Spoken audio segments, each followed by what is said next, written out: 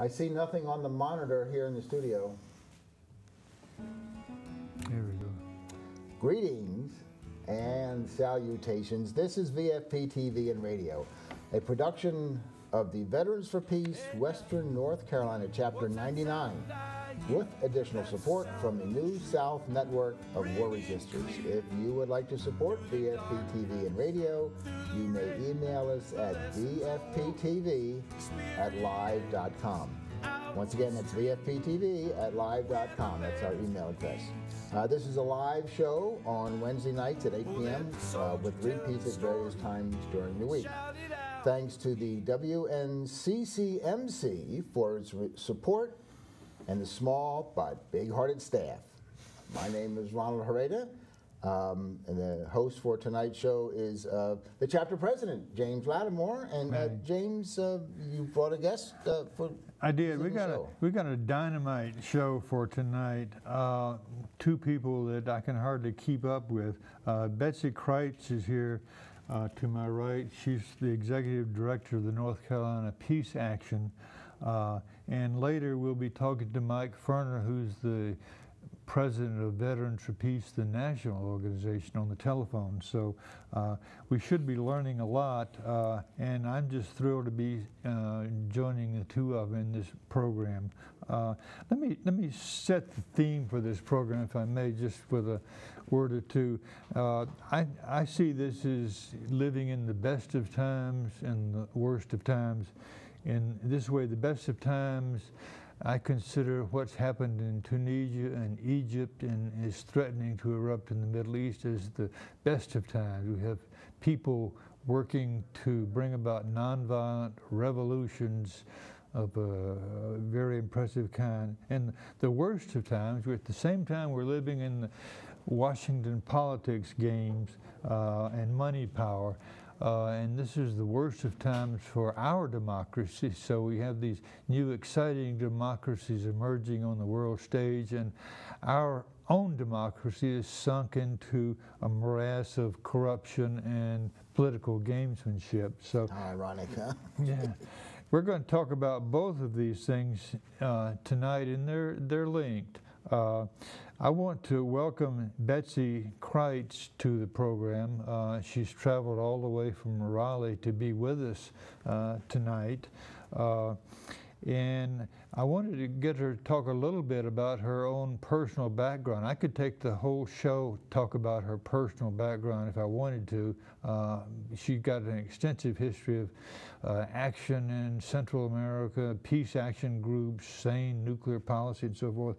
But I don't want to take the whole hour, but I would like for Betsy to talk about who she is, what she's done, so that you'll have great respect for the views that she may offer tonight. She has a lot of credibility. Betsy, I wonder if you could just talk about what North Carolina Peace Action is and what does it do, and eventually we'll get around to talking around a culture of peace, I hope. But could you go over some of your extensive background? Well, starting with my background, I lived many years and worked and traveled in Latin America, starting with a student in Peru in my junior year abroad. And I went into the Peace Corps in Honduras, lived in Guatemala for 4 years as a public health worker, and came back just about the time when the wars were starting up in Central America. And since I had been so involved in living and working in Central America, I was extremely concerned about U.S. foreign policy there and what would be a good strategy for dealing with Reagan's anti-communist policies of funding the Contras in Nicaragua and so on. So I helped found the Witness for Peace organization, was director of that for a while, took dozens of delegations to Nicaragua, Guatemala, some to southern Mexico. Each one of them we trained in nonviolence. What would they do if they encountered a violent situation while they were in Central America? And later, many years later, I ended up going back to Guatemala with the Nonviolent Peace Force, accompanying human rights defenders whose lives were in danger. Still in Guatemala today, there's a very chaotic, corrupt situation where the lives of union workers, of farm landowners, small farmers, all of them are in danger if they speak out against a system that is basically repressing their rights. And so human rights workers are in danger there. So we accompanied them. And Nonviolent Peace Force is a terrific organization that I really enjoyed working for, and is founded on the ideal that Gandhi has suggested, that we can have a peace army. It's possible to change things in the opposite direction from what armed armies do, and create peaceful societies nonviolently. So that brings me up to the present, where now I'm director of North Carolina Peace Action. North Carolina Peace Action is an affiliate of Peace Action, which is an organization that goes back about 50 years. It originated as the organization SANE, promoting a sane nuclear policy in the late 50s, early 60s, about the time when the U.S. began to stockpile nuclear weapons out of fear of the Soviet Union and the Cold War. And after a while, they merged with the organization FREEZE. FREEZE then became Sane Freeze, and Sane Freeze later became Peace Action. So that's Peace Action. Now, North Carolina Peace Action has similar goals to Peace Action. First is to abolish nuclear weapons. We're not talking about reducing, we're talking about eliminating, abolishing. Ronald Reagan was the only president that ever proposed that. He suggested that. Well, now Obama has suggested it too. Really? Yes, yes. And there's a lot of foreign policy experts that think it's time. They can't be used. You can't use nuclear weapons. They're no longer a deterrent, obviously. They didn't deter 9/11. So they're good point. Yeah. They're useless, basically, but they're extremely expensive to maintain. So that's one of our main goals, is to abolish nuclear weapons. Then we want to halt the sale of conventional weapons by U.S. corporations, especially to countries that abuse the human rights of their citizens. We want to reduce military spending and increase spending for human needs, for our communities, for job creation. We want to encourage in cases of international conflict, that we use diplomacy first. We seem to have a knee-jerk reaction of sending the military. And particularly North Carolina Peace Action has the additional goal of building a culture of peace, and I'll have a chance to tell you a little bit about that later, I think. Okay. Let me ask you a question. Did these nonviolent methods do anything for Central America? I mean, you apparently spent a lot of time down there. What's the results, good or bad, or is it too early to tell, or what? Well, let's take the example of Witness for Peace. The idea was to put ourselves in areas where villages were being attacked by the Contras. And it was started almost by a dawning discovery, because a group from North Carolina went down to Nicaragua to see what it could learn about U.S. foreign policy. And they were taken down to the border of Honduras by an organization that said that that was their host, CEPAD, was their host, and said, all right, you say you want to learn about U.S. foreign policy, we'll take you to where it's being manifested. They went to a village, and as they arrived there, the houses were still smoking and had been attacked by the U.S.-supported Contras.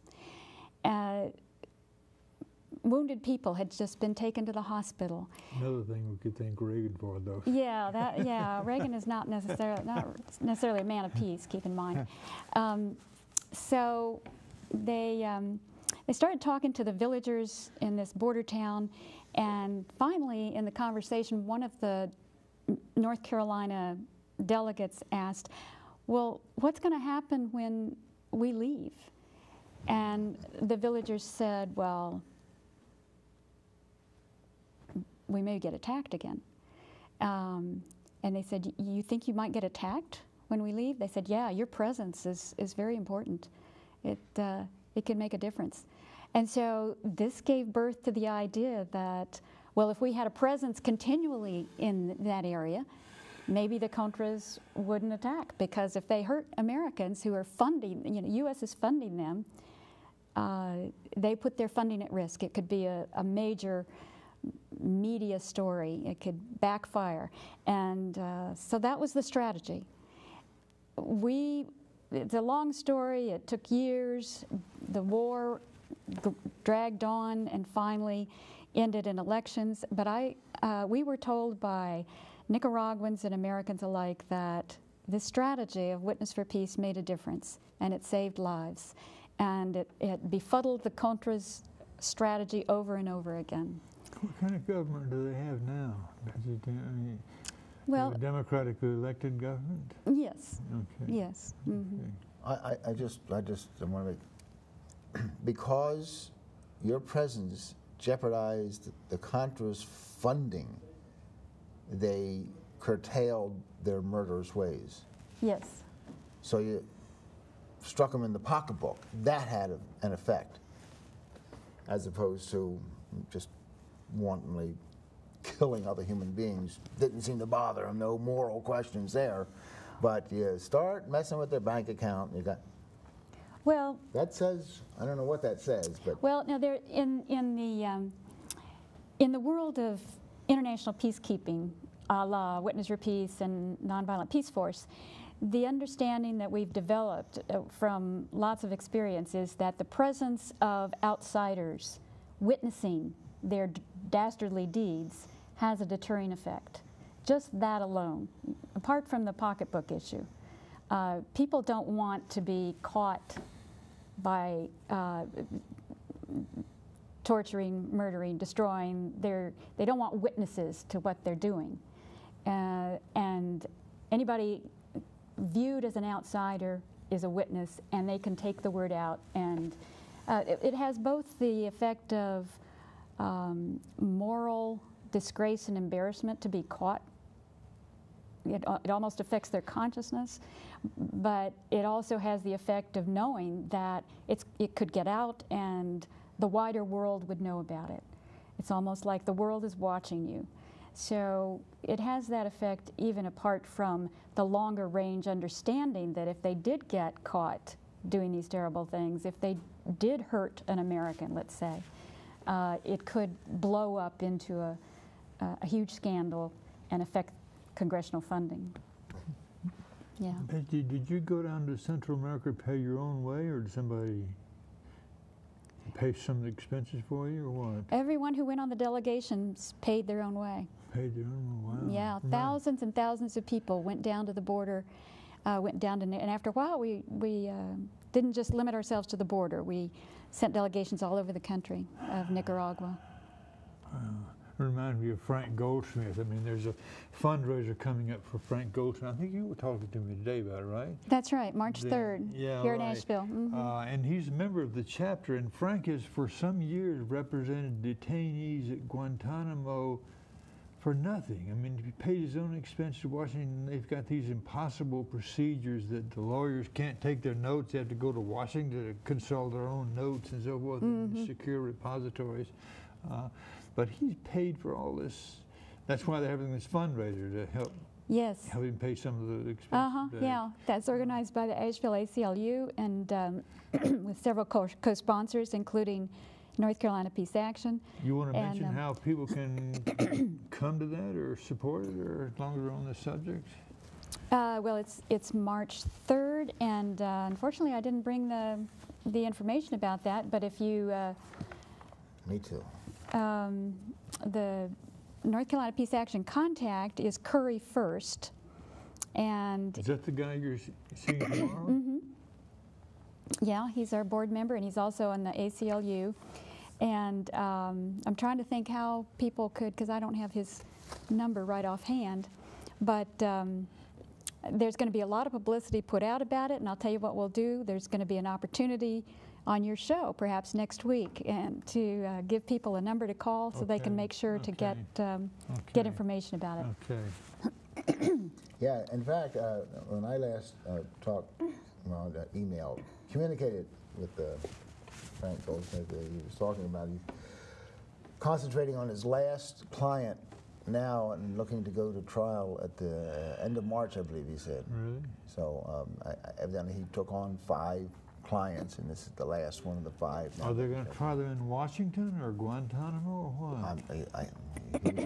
I had invited him on the show, and he said he'd be busy until at least the end of March, but he'd be glad to come on after the case and talk about that case and the other cases and the work he's been doing there. So that's something to look forward to. Okay. That'll be great. This fundraiser is going to help defray some of the expenses. Won't begin to pay for his time. There's 2 other lawyers that are working on it from Winston-Salem. Okay. One of the subjects that I hope we will pursue tonight, one of the things that I was particularly interested in setting up the show is the notion of organizing for change towards a culture of peace, change away from reliance on war to get our national interests served, organizing for change, and that involves working with other groups, developing an agenda that's effective, and getting away from the idea of one-time events, rallies. I mean, Betsy and I were talking at the beginning of the show about the futility of the big Washington rally. I mean, I suppose it has a certain value, but the Washington, D.C. police and the political establishment put up with it for a day, and then everybody goes home and all is forgotten, and it doesn't seem to accomplish very much. And so somehow we need a new strategy, and we have conceived, we meaning people who have thought about it carefully, and I'm proud to say that, happy to say that Betsy is joining me in this, need a way of organizing the opposition to militarism in an ongoing way, not just have a showy rally every now and then, but year-round organization. So that's our theme for tonight, is organizing for change as opposed to one-time events and actions. And as a step towards discussing that, I'll get back to Betsy in just a minute. I included in the show tonight just notes from I want a sense of what we've lost in this country and why we need change to get it back. And the first reference to a political figure that I thought might be salient was Thomas Jefferson, who talked about the importance of a rebellion every 20 years or so. And in that, I'm not supposed to show the book, pretend that you don't see the book. It says, Jefferson said, "I hold it that a little rebellion now and then is a good thing, and is necessary in the political world as storms in the physical." One of the points that I would like to make is that I think Jefferson, because he was existing in a world in which nonviolent means were not particularly fashionable or thought of, was talking about a violent rebellion. And I have a little trouble with endorsing the notion of rebellions because it necessarily means a violent rebellion. And so Jefferson is often cited for this remark, and others along the same lines, but I'm not sure it gives us any guidance for the future. Well, maybe we could look to Egypt for some guidance to nonviolent revolution. We're going to come to that, yeah, right, yeah. And so Lincoln, I looked up Lincoln's Gettysburg Address, and it's a noble thing, and it talks about government of the people, by the people, and for the people, but just the scene itself is a violent scene. I mean, it's a scene of carnage, death. and Lincoln was talking about killing people in order to preserve that ideal of government by the people, for the people, out of the people.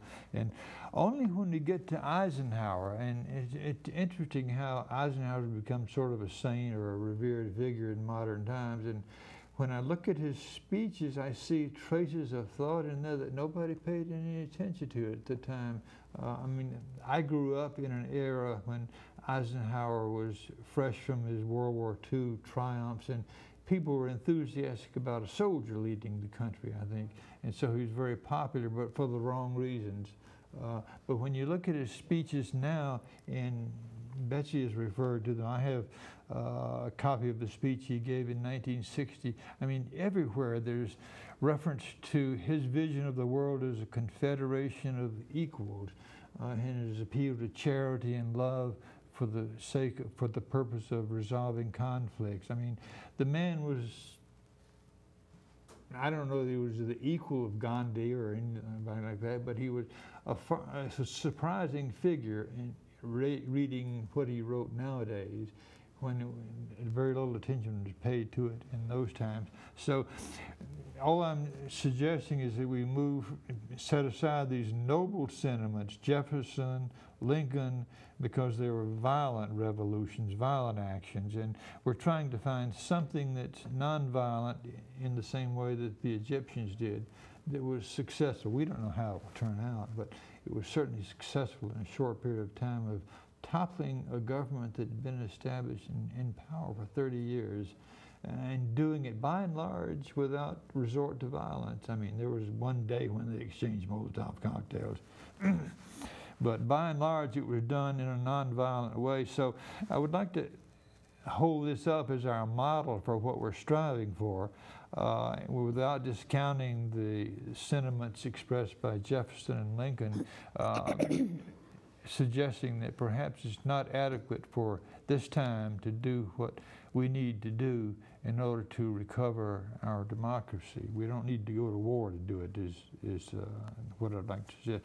The first step in this is just ask the question, how do we get started? What is the first step? How do we get started on this path? And this is where I'm relying on you to help us get started. I talked to you about the notion of a peace academy, which has been tentatively proposed by the Peacetown group, something ongoing where we offer training in nonviolent actions. I mean, my notion is that you have to be conditioned to do nonviolent actions, just like soldiers have to be conditioned to kill others in warfare. Mm-hmm. And so we're talking about what's the first step in order to move along this path of nonviolence.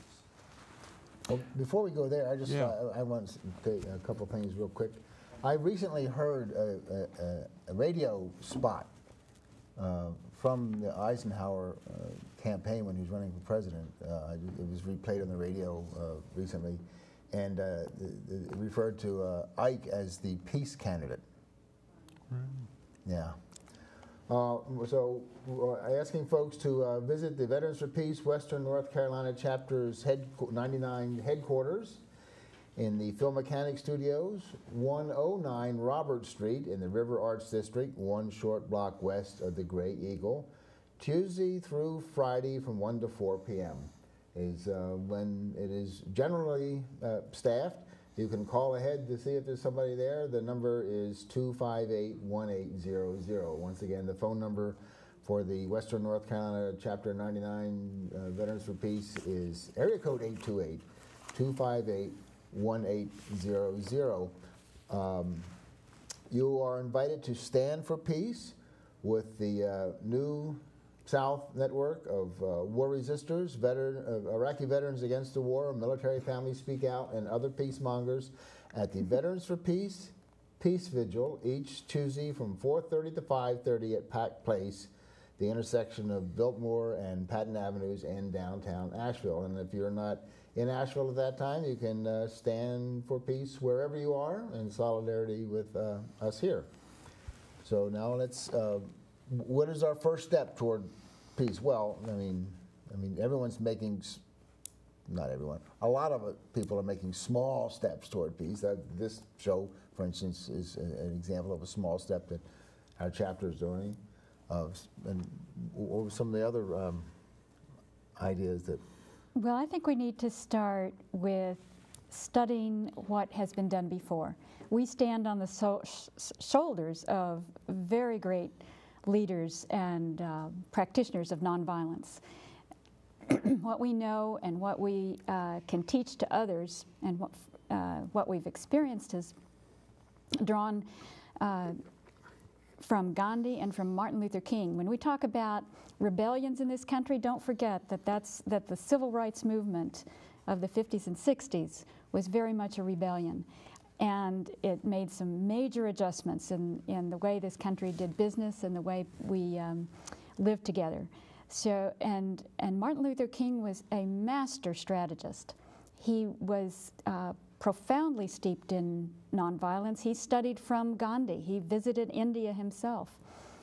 So reading and learning about how it has been done in this country peacefully, how we've had a peaceful revolution in a very real sense through the civil rights movement is a first step. And another is taking advantage of the various programs that have already been developed. There are colleges and universities around the country that now have peace and conflict studies programs. There are scholars, teachers, practitioners around the country. We were talking about Gene Sharp. He's written a whole trilogy on what it means to do nonviolence, to create nonviolent change. And then I think we need to come together, if for those of us that are interested in it, meet together and share our own best practices and experiences. Would you talk about that May 4th event that you were? Well, North Carolina Peace Action has been planning for an event in May 14th.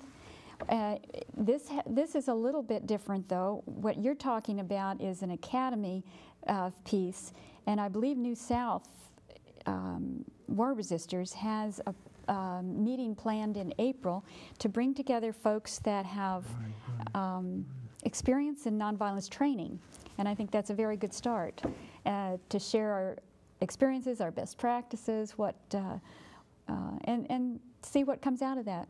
Now, on May 14th, our thought is to bring together the more than the peace movement. Something that you were talking about was how can we take this moment and develop a strategy that goes beyond the peace movement, that goes beyond marches in Washington.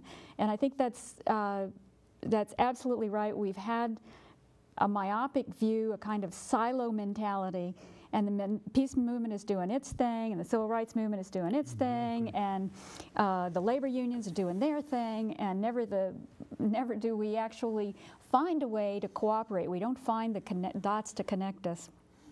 And that's happening now. And it's happening because of the tremendous economic crisis that our country is in. Mm-hmm. And the nexus that's pulling us together is that in the midst of this economic crisis, we have the largest military budget since World War II, in real dollars, since 1948. And just as Martin Luther King said, as we expend our treasure in wars abroad, we are draining the possibilities, draining our economy from the possibilities of social and economic growth, prosperity, and advancement. So everybody who is getting their budget cut by their city councils and county commissioners and by the state legislature, everybody whose jobs are going to be affected by all of those cuts, we're going to be cutting $3 billion from the budget in just North Carolina alone. Everybody has an interest in seeing where that money is there. Everybody has an interest in finding it, and we can come together around the military budget, because the military budget is not having to sacrifice at all. Nothing is getting cut from the military budget. On the contrary, it's going up. So I think now is the moment for all of our various organizations, peace, justice, human rights, civil rights, public service, nonprofits can all come together and say, we know the money is there, it's in the military budget, we need to cut the military budget, we need to stop prioritizing funding for weapons and war and start prioritizing funding for our communities and meeting human needs. Betsy, would you talk for just a minute about nonviolent training? I must admit I don't know an awful lot about it, but I have a sense that it's very important. It's like soldiers being trained to engage in violent combat. Is it true that people need to be trained to be nonviolent? Absolutely, yeah. Gandhi said that we have a lot to learn from the military and from soldiers. And what we need to learn is discipline and courage. And one of the primary principles of nonviolence is that you be ready to accept harm to yourself rather than inflict it on another. You will sacrifice your own safety, you'll be willing to take that rather than hurt someone else. Is Mike on? Yes. Yes, I am. Mike. Welcome to VFP TV and Radio. Thank you, James. Hi. Listen, we're here with Ron Hareda and Betsy Kreitz from North Carolina Peace Action Group, and we've been talking about peace training, nonviolent training, and the organization of coalition of organizations to bring about some more lasting change in our peace work. And I thought of you as a partner in this discussion because you had a message in the last issue of the Veterans for Peace newsletter about organization. I know that you're embarking in this direction yourself, and I'd just like to read that portion that appealed to me. They said, "That's why I'm pleased to report that at VFP's October board meeting in Portland, Oregon, we discussed and decided to try a serious, purposeful organizing campaign between now and the 10th anniversary of the Afghan War in October 2011.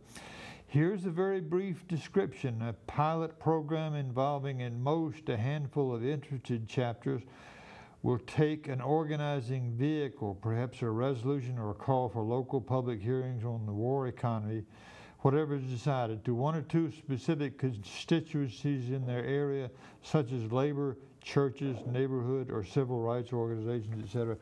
Betsy was just talking about what would you call it, a conference or a meeting in May? Yes, a gathering of peace, justice, labor, anybody whose programs or staff are affected by the budget cuts. Okay, so it's the kind of meeting that Mike Ferner was talking about, right? I would gather. I mean, it would fit in with it. What do you think, Mike? Does that sound like something that you had in mind? Well, Betsy, that could actually be a great kickoff for something like that. Well, the idea is that we're finding common ground. The common ground is the economic crisis that we're in, combined with the fact that we have such a huge military budget and we're conducting 2 wars abroad.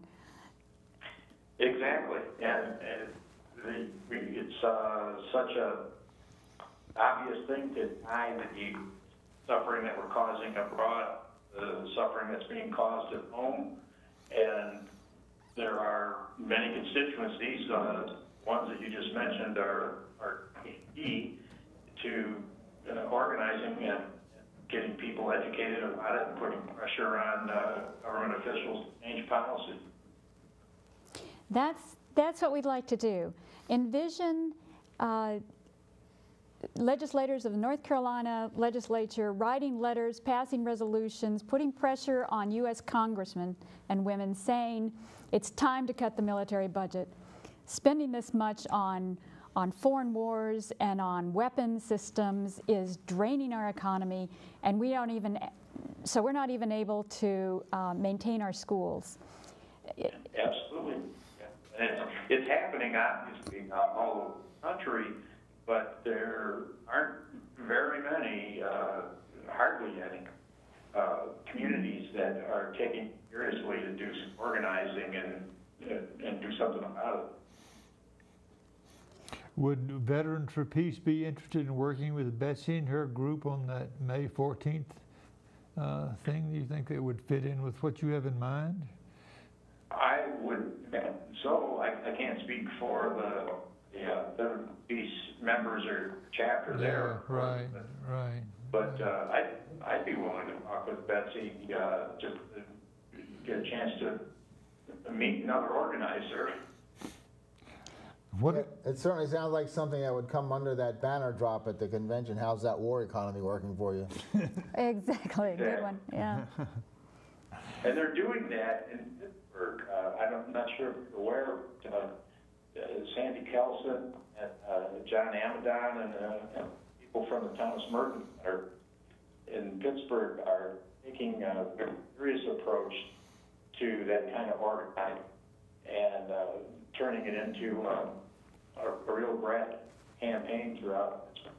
And what there is a resolution to the Pittsburgh City Council, and I believe that not only has to say something about being against the military thing, but to form all of their congressional delegations. You know, Mike, one of the misconceptions that we have that's so pervasive in our society is that the military is a good jobs program, that it's a great place for young people to go to get training, and that's one of the myths we need to bust. First of all, looking at it economically, it costs $1 million to field a soldier, a U.S. soldier in Afghanistan for 1 year. That's $1 million for one soldier for a year. What could you do with $1 million in North Carolina? You could cover the salaries of 22 teachers, 23 firefighters. You know, so looking at those trade-offs, you can see that it's not at all efficient how we use the military money. It's not at all an efficient job creator. That's just one of the myths that we need to abolish. Well, it's not a good jobs program, but in this country, it's not the only jobs program. How has your campaign gone so far, Mike? I mean, as far as organizing, anything to report? Really, nothing much at this point other than what's happening in Pittsburgh. As you read, we passed that in the October board meeting, and I've been out of the country for a while, and time has slipped past, and I've not gone out and beat the bushes. But what we're hoping is that just by having that message in the newsletter, it might appeal to some people, and we'll be hearing back. But as with most organizing campaigns, you have to go out and beat the bushes. Well, we're beating the bushes for you. Great. That you're being outside the country is one thing I wanted to ask you about too. Is kind of off the subject a little bit, but I thought the viewers, and I know I would be interested in knowing what you saw when you went to Afghanistan. You got back from an extensive trip to Afghanistan, I understand. Where'd you go? Why'd you go? What'd you see? What do you make of it? You want to talk about that? I went, most of the time I was there, I was in Kabul. I went with a small group of members of Voices for Creative Nonviolence. And Kathy Kelly invited me to go with the delegation and do some writing about what they were doing.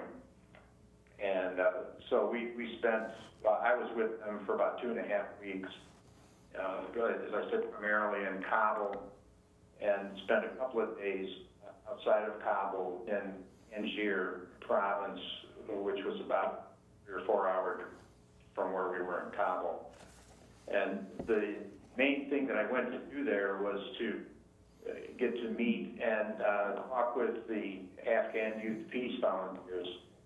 and to be there on New Year's Day when they did their global project of talking with people literally around the world, a 24-hour period, to just talk about these efforts, including the grassroots efforts that they had begun in Bamiyan, Nevada.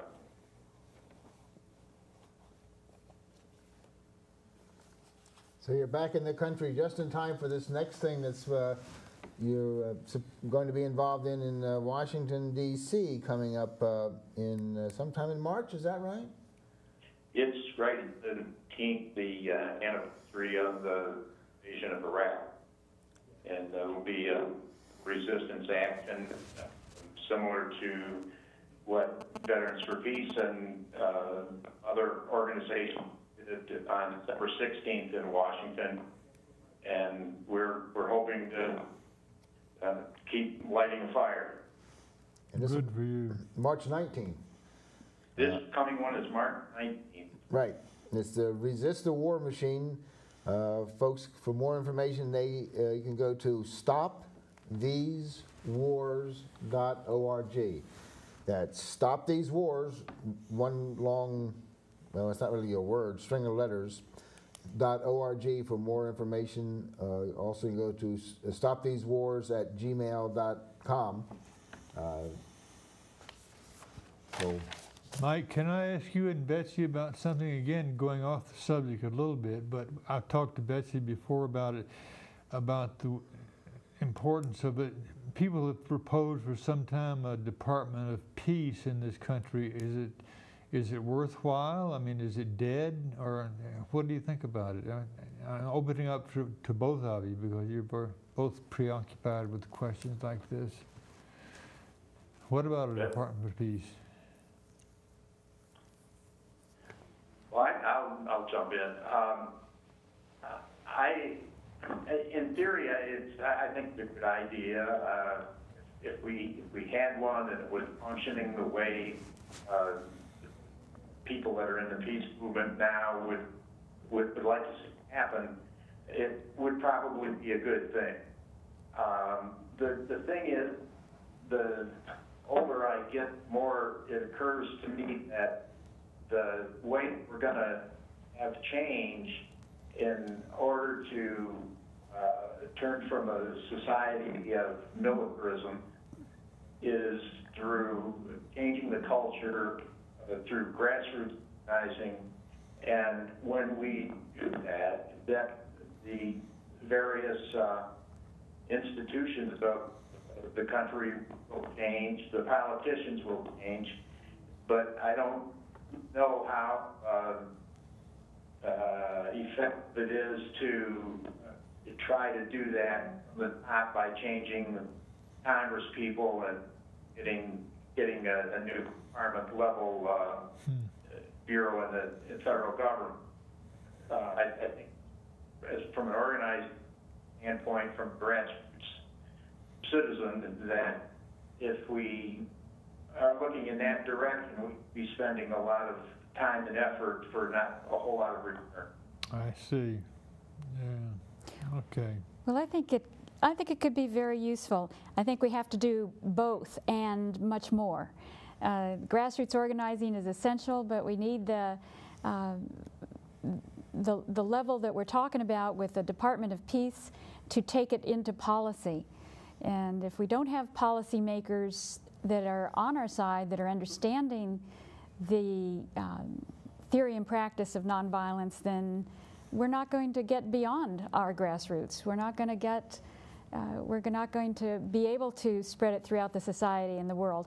I think, for example, if we had a Department of Peace, the president would have more options placed before him. In the book Obama's Wars by Bob Woodard, apparently Obama, when considering whether or not to surge the war in Afghanistan, didn't have too many choices. The military was his only choice. Nobody seemed to have much more to offer him. He contemplated it for 3 months and finally wrote out his own policy in which he insisted that there be an exit time, a timetable to leave.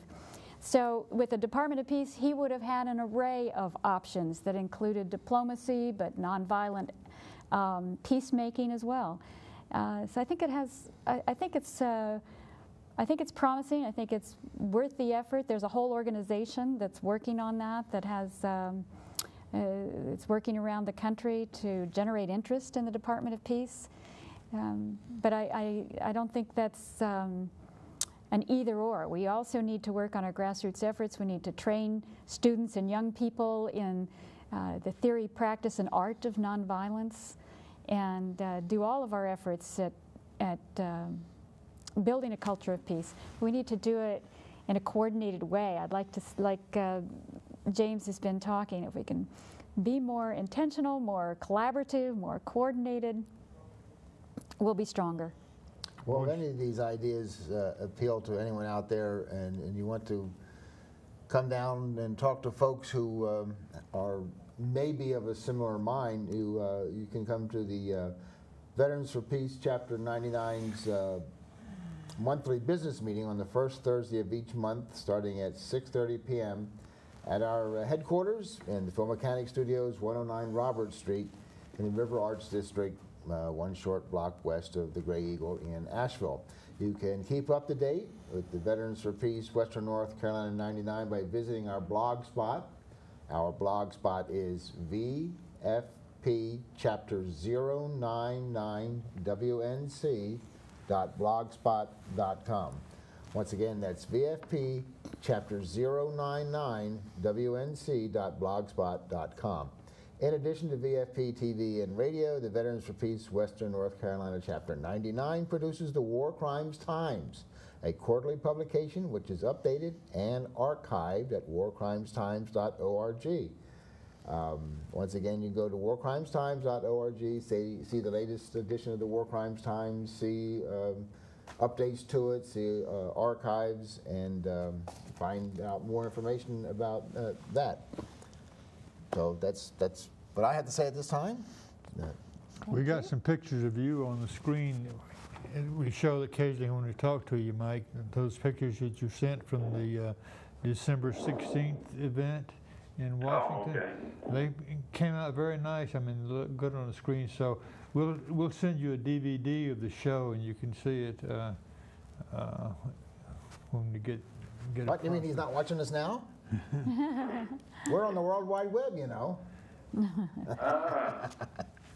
Every Wednesday live. I want to ask Betsy one more question. Then we got a new feature on the program tonight. But and you might have some comments on this too. I was asking her, what do we mean by a culture of peace? I have to admit that it sounds good, it's kind of vague, but I don't really know what it means, and so I was hoping to draw on her experience and knowledge and help me to understand what a culture of peace would mean. If we want to establish a culture of peace in this country, what is it exactly? I mean, so if you two can help us understand that a little bit better, I'd appreciate it. Well, for North Carolina Peace Action, it means working with students and young adults in preparing them in the ways of peace, but not just preparing them in organizing and marching and writing about peace and studying about war, but really learning the methods and means of nonviolence. So we have a workshop called Peaceful Means, which explores the theory and practice of nonviolence, and it teaches the various principles. Just for example, that the means are ends in the making. That the means that you use will end up being what you get as a result. If you use violent means, you're going to have violent results. Another principle is try to respect the adversary. Something that we are just not at all accustomed to doing, even in the peace movement. Respecting the adversary, but doesn't mean that you like their behavior. Separate out the behavior. You can abhor their behavior. It may be cruel and unjust, and that is what you're trying to change. That is what you're attacking, not the person themselves.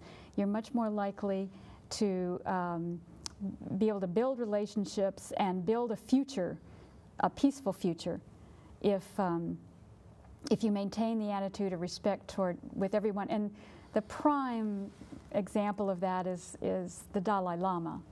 You know, he treats everyone, even the Chinese, with respect. You know, other principles of nonviolence would be adhere to your principles, but be flexible on the details. Sometimes we get very stuck in our ideologies and very stuck on the ways of doing things, and forgetting that not all of that is important. Certain principles are important, and that's what we should work on. Anyway, these are things that could be in a training program for all of us, but particularly I see it. People need to be trained in reorienting their thinking. Yeah, and we were talking earlier about part of it is learning how to sacrifice and be willing to receive harm to yourself rather than inflict it on someone else. I posit people need to be untrained from their violent ways. Yeah. I'm not an anthropologist, and I haven't studied a lot of the so-called primitive pre-industrial cultures, but my understanding, many of those welcome in strangers. They feel that their village or their tribe or their nation or their unit is only as good as the worst among them, for instance.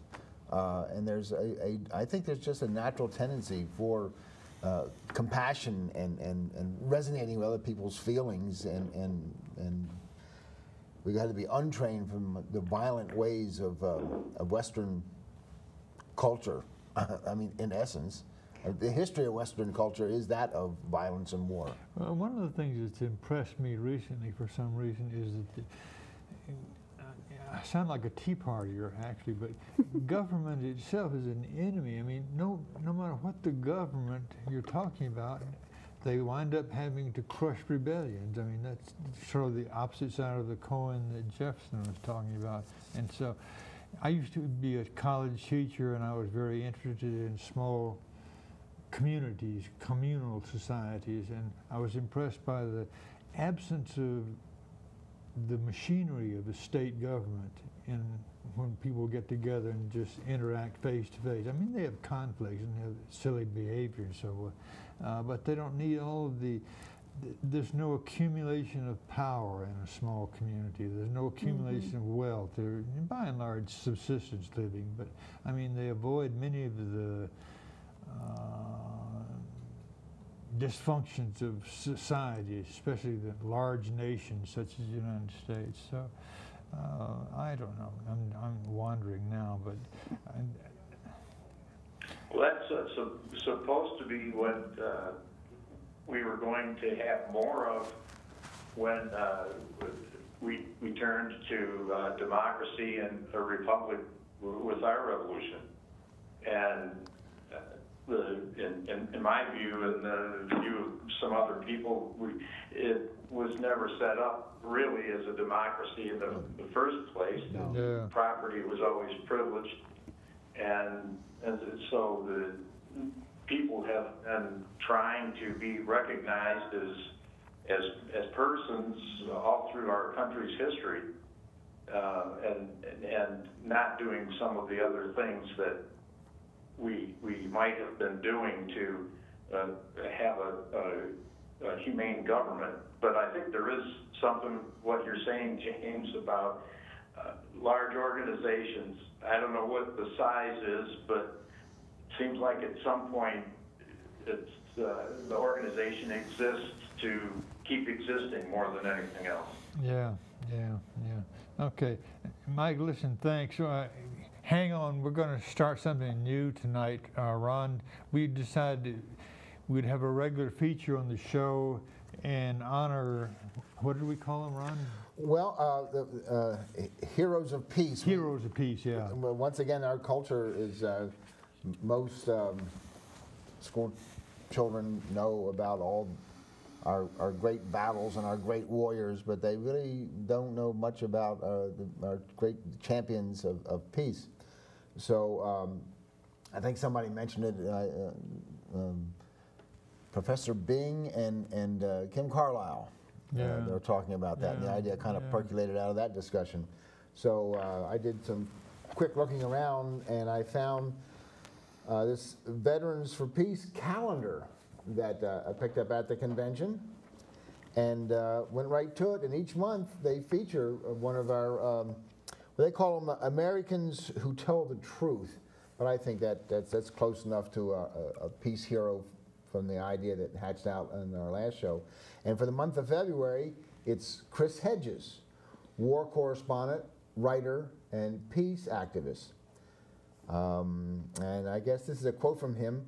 "Once we sign on for war's crusade, once we see ourselves on the side of the angels, once we embrace a theological or ideological belief system that defines itself as the embodiment of goodness and light, it is only a matter of how we will carry out murder." Wow. Chris Hedges. So that's good. What was the question you said you were going to ask Mike or ask you? I was asking him about what's coming up in March in Washington, D.C. Okay. And we talked about that and told people where to go for more information about that. And we're coming down to the last 5 minutes of the show, so I guess any you all want to wrap up? Any last thoughts before I do my closing spiel here?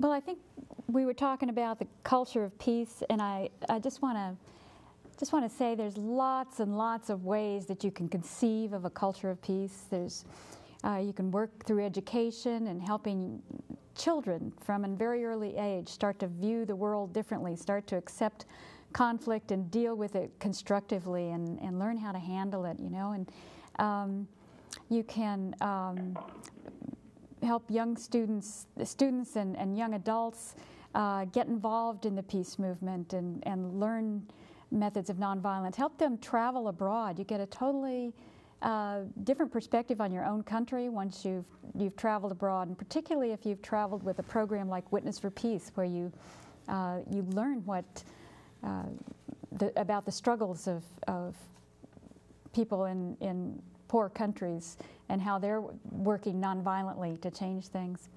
So I think this conversation about building a culture of peace is very rich and worthy of continued discussion. And so I think that and then the discussion of the cost of war, in summary, something that all of us can rally around, whether we're working in peace or whether we're working in the environment or labor unions, looking for jobs, trying to prevent jobs from being cut, trying to help health care, teaching children. All different fields are going to be affected and are already affected by the fact that we're carrying out multiple wars abroad and spending unimaginable amounts, like $725 billion just this year. And I just want to add one interesting statistic. The North Carolina taxpayers' share of the military budget is $19.2 billion. So that's just our share. When we pay taxes, we are paying to lots of government programs in the federal government, and the military share of it is $19.2 billion. Coincidentally, that's approximately the size of the entire North Carolina state budget. All our budget problems could be solved if we were not paying so much money into the military. Listen, thanks, Betsy. Mike, thanks for joining us. Where can we send you a DVD of the show when we get it produced? Give me a mailing address. Okay, it's 2975 113th Street, Toledo, Ohio, 43611. What was the number of the street now? 113. What number? 113, I think. That's the street's name is the number. 113. But where on 113? It's 2975. 2975, thank you. Well, thanks, James. Take care, Mike. And Betsy and Mike, thank you.